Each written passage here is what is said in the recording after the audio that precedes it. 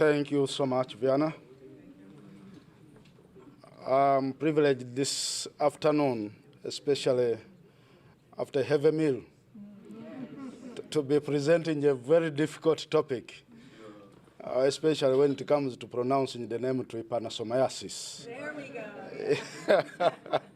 go. That's the real name, but the perfect word to come at this time of the presentation. But first and foremost, I would like to thank so much all of you for having accepted to admit me to be a member of the association and to admit my wife as an associate member. And special thanks to the founding president and the coordinator of the East African community. When he explained to me what this association is associated with, I thought I should belong here. At that time, when we met, I had spent over 24 years teaching Makerere University in the field of veterinary medicine. And the government of Uganda had requested me specifically that the animals we are breeding are the source of disease to the human beings. And the disease is called sleeping sickness. So they specifically requested me, if possible, using my background of using research into use, which I had been supported to develop in 2004 by the DFID, the UK government. They thought I would be valuable in spearheading an agenda to eliminate this disease from the country.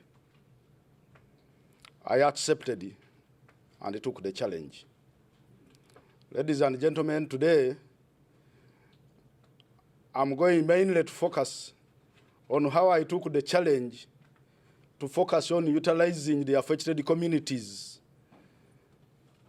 to solve the problem that affects them. And that follows in line exactly with what Dr. Logo explained to me that the WAAD community is passionate about. So my topic today is I'm going to share with you, very simplistic. I will not attempt to go into the nitty-gritties of trypanosomiasis research, but I will share with you the multi-stakeholder approach in tackling aspects critical to the elimination of zoonotic sleeping sickness in my country, Uganda. And I'm specifically going to use a model of a recent initiative that we are running with over 12 partnerships, 7 of them being African countries, and they are run under the theme of tackling infections to benefit Africa. And the Uganda chapter is involving tackling this infection that involves a vector called the tsetse. I specifically said this afternoon, many may not have seen the tsetse, but it's what I want to talk on and the problems it has caused the continent of Africa. Just to tell you, if you have not thought deeply about it, if you looked at the geographical map of Africa, and they are giving the environment, if you see a green belt in the middle, the reason it is green and it has not been exploited is majorly partly because of this vector called the tsetse. It did not allow a lot of life of the human and life of livestock to thrive in the same environment where this vector was enjoying survival. In the Congo, there was an attempt to do mass treatment, the way we mass treat animals, those involved. They could give you pentamidine and treat thousands and millions of people thinking you would survive. But the interest mainly, the Belgians needed the rubber industry to thrive and to be harvested. But parallel with that was death due to this condition. As I talk now, the efforts of different stakeholders, I think, is bringing us closer to hope. And the simple approaches that we use is what I'm going to talk about this afternoon. I'll go this way. Yes. So I have adequately introduced myself, and I'm going to focus my talk on the tackling infections to benefit Africa with the experiences we have gained over 1 year period since I had my conversation with Charles. I had an initiative that was starting to run in late 2018. And I will talk about the key stakeholders that we need to get involved if we are to overcome a problem related to a vector and affecting both livestock and the human beings. I'll talk about the methods we used, results, discussion, and conclusion. Additionally, I said tackling infections to benefit Africa is involving a lot of components, and I'm still involved in mentorship at high level of both undergraduate, teaching undergraduate, teaching MSc students, and also mentoring PhDs and postdocs. And this approach also involves looking beyond what we know, because disease ends up being focal in certain societies. So we are looking even beyond the vector to see whether some populations are more predisposed or genetically they are more made up to be succumbing more than other communities. So that's what the Making a Different project, which is the last at the end, which we are calling the WAAD project, is focusing on. And it goes into anthropological understanding of society. That's the map of Uganda. And I'm sharing two maps this afternoon. The one on my left is the one which shows the extent of the problem. The red shows where the problem has decided to concentrate. So as Dr. Lagu was giving a rosy picture of breeding animals, some of these areas with red may not really enable him to really breed the high productive animals, because we still have very high risk. Other spots of blue, we have hope that we have cleansed those areas enough, and we think the breeding can take place and communities can benefit. There are areas on the extreme top northeastern corner. Those are semi-arid areas. Those are the Karamoja. Pastoralists only survive there. So we have to develop a model as a community to see which breeds can be bred and promoted locally to benefit such societies. On the right, that map is where we have concentrated efforts, of course correlating with the distribution of the risk of the disease of trypanosomiasis and the vector that transmits it.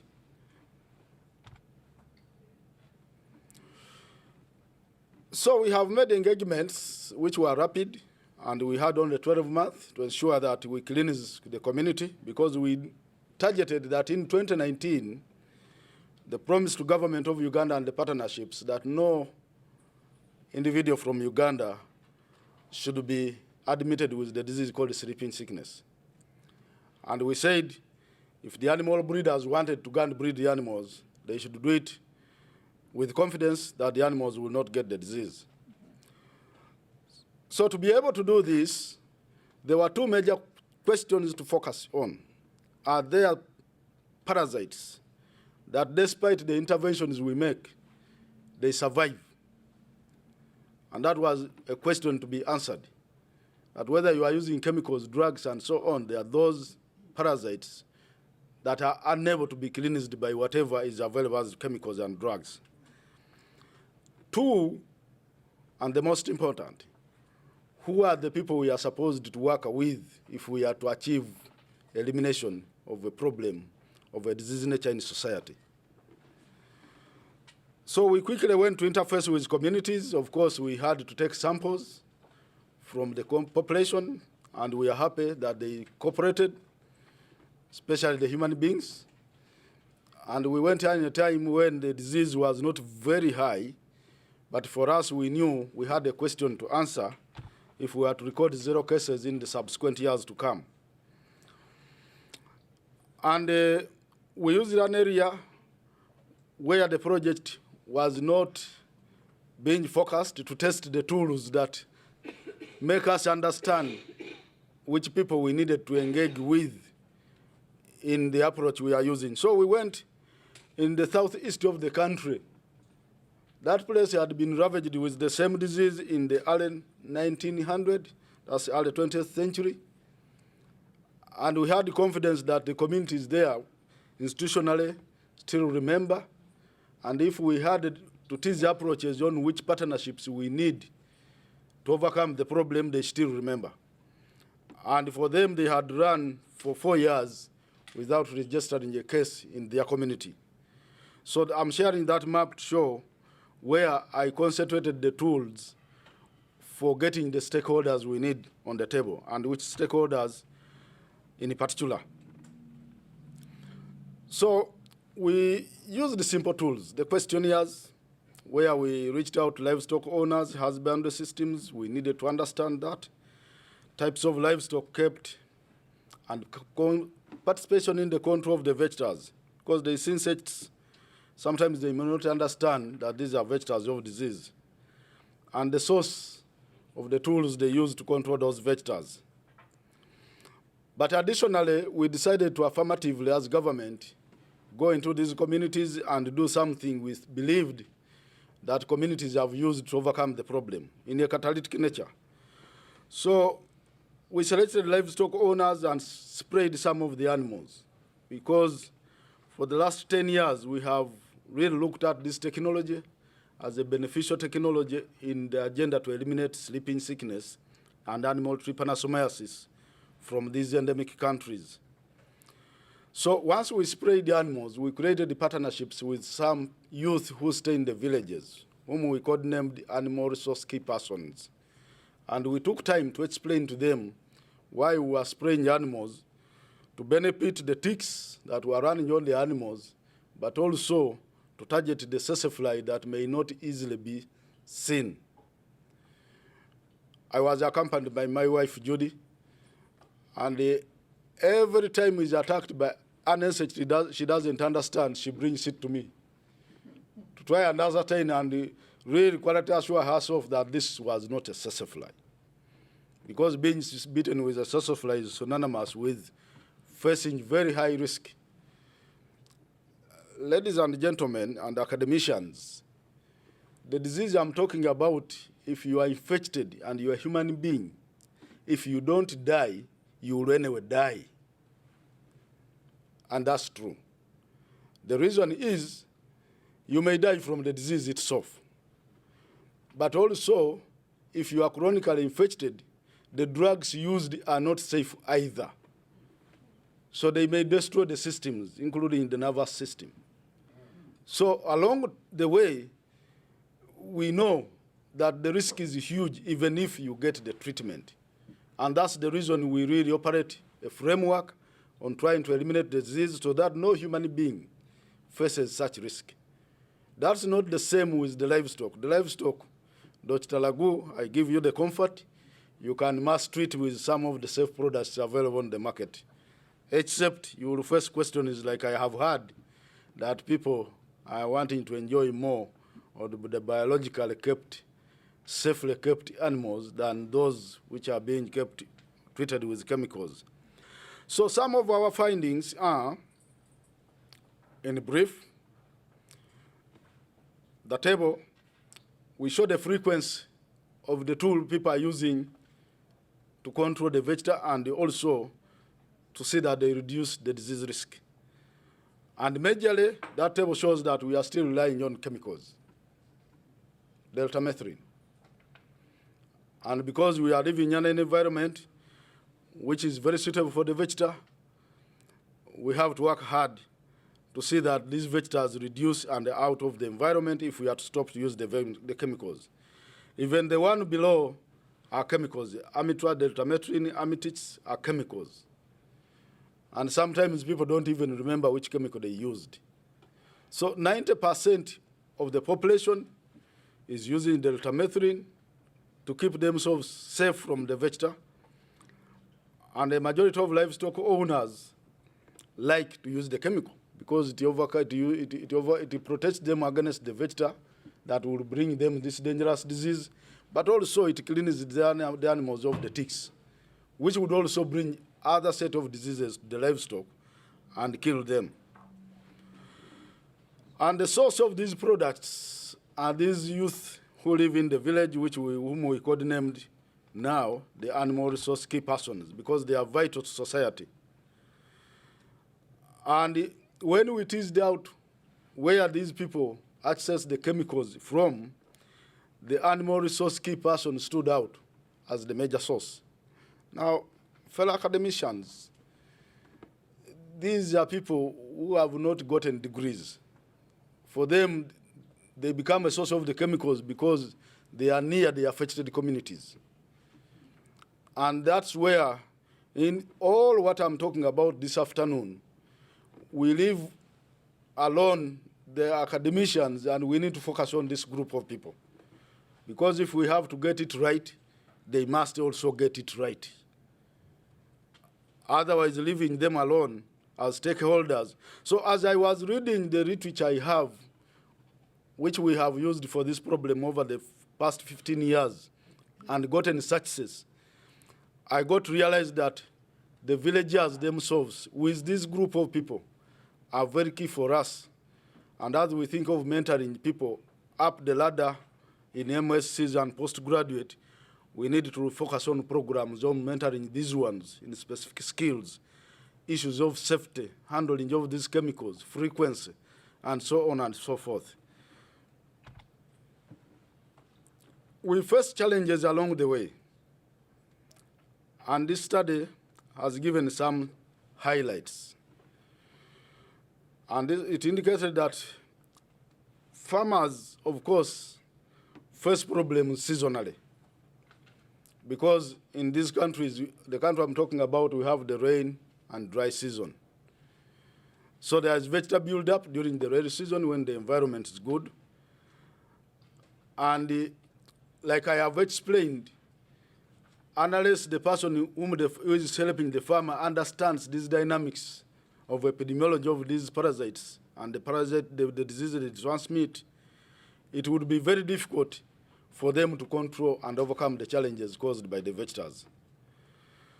Also, with the little income they have, many of them do not prioritize spending their money on buying the chemicals that would help them.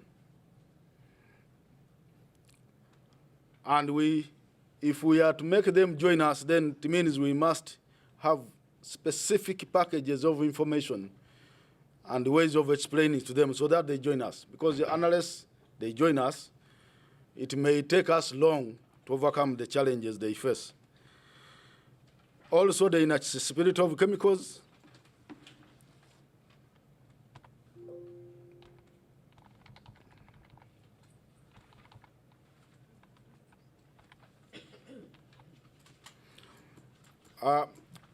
The chemicals that they use, the markets we are talking about with the breeds of the animals you have seen are not the destination of the manufacturers of the very high quality chemicals. So even the deltamethrin I'm talking about, when you talk of the source, it is coming from France. And when France looks at the market compared to markets of other products they are making, you find the supply chain is breaking. So that becomes a specific challenge for us to think about as government, and also the inadequate veterinary service delivery. A lot of policy changes. One time, Dr. Charles Salagu was working in NADS, you have seen in his profile. I read it yesterday. A policy changes, and then he finds that he has to go to head an agency. So those movements have made a mess up of the veterinary service delivery, which affects the control of the problem, the high costs of the chemicals, lack of teamwork at community level, and sometimes these communities are a destination of counterfeit products. So ladies and gentlemen, we have a model that society is willing to join us and we solve a problem, but also these communities, because of the regulatory environment and the equipment to wall off the counterfeits, they find that even a farmer is spending the little they have on the counterfeits. In conclusion, elimination of vector-borne diseases like sleeping sickness needs engagement of the various stakeholders. That one we are not in doubt. And we need a proper institutional framework, including laboratories that can ensure that what our communities are accessing has value for money. I'm happy to note that since our conversation with Dr. Lagu, he dedicated a whole chunk of land on one of his farms near the source of the Nile, such that I can put up a structure that can help the community have laboratories that can help reassure quality of the products they are using in trying to address this problem. So when Charles was talking passionately that he has joined the frameworks on promoting what will protect society and communities, he's really meaning it. And I'm hopeful that at the end of this year, the first structure will be inaugurated by the minister responsible for the sector. So we need those methods that are very attractive for the community, and we need to have facilities that can be accessed by the community. I'm very grateful to the partners who are supporting this initiative. We have run 1.5 years now along the way, and we are hopeful. We are still counting. In the past 11 months, we are hoping we'll make 12 in July. We have not registered a Ugandan affected by sleeping sickness. And this is something I give to the communities who have really joined us to do what we advocate for. We are aware, and this is where I come in, that being society, we receive visitors. Currently, we are the big hosts of visitors from South Sudan who come in sometimes with this infection. And the last case we registered was associated with the visitors from South Sudan. So we are really working hard, and we request any partner interested on this subject to join us to see that we improve surveillance at those interfaces. Because until they settle in their communities, we shall still continue assimilating these visitors, and the Ugandan model allows them to join relatives in the communities. And we have accepted that. Because across the border, people are the same. So I'm thankful to Tackling Infections TB Initiative and the partners we have been with, our political leadership, the ministers who launched this initiative. And I can only say thank you to everybody and every partner, and we can only hope for the better. Thank you so much for listening to me.